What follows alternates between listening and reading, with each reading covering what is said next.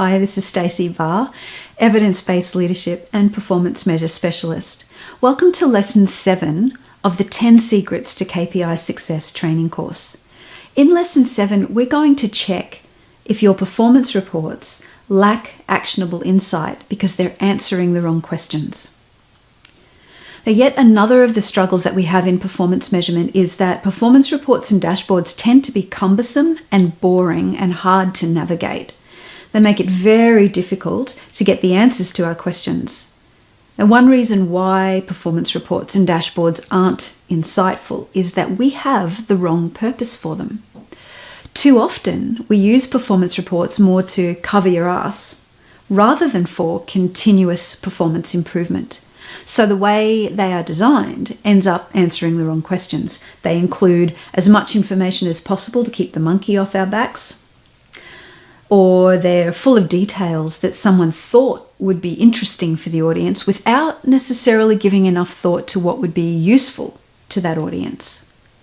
And this usually means that performance reports are full of noise, and that noise drowns out the important signals that we need to respond to. Now, just about every performance report that I see from my clients and people who come to my workshops, they share similar features. They're full of tables, they're full of words, and usually these words are really just explaining all the stuff that was done last month or last quarter.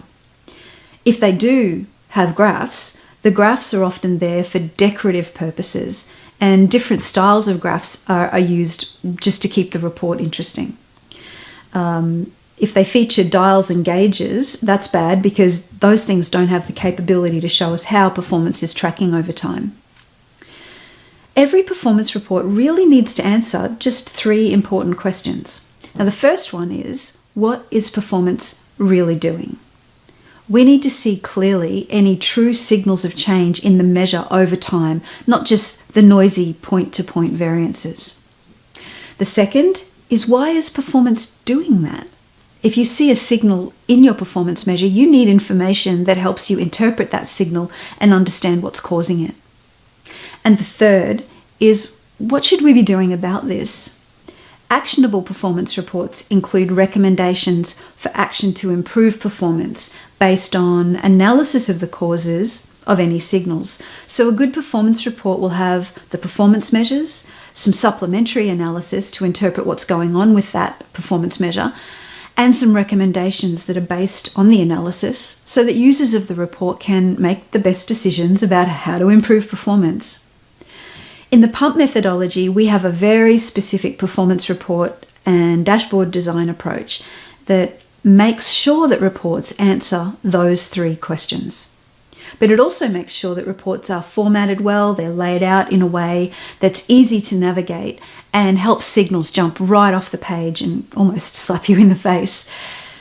The 7th secret to KPI success is how we can simplify at the same time as improve our performance report design. So secret number 7 to KPI success is based on the architectural adage that form follows function. And for a performance report, that means that the report design serves the purpose of that report. And the purpose of the performance report is to take performance improvement actions. Now, a useful activity for you to do to put secret 7 of KPI success into action is to take a performance report, perhaps it's one that you are involved in producing or one that you use yourself, and talk to some of the users of that report. Find out how much of the report do they use. Find out how hard or easy they find it to navigate through. Find out how often they get performance improving insights from it. And then join me for lesson 8 in the 10 secrets to KPI success and find out why comparing performance between this month and last month means you're wrong most of the time.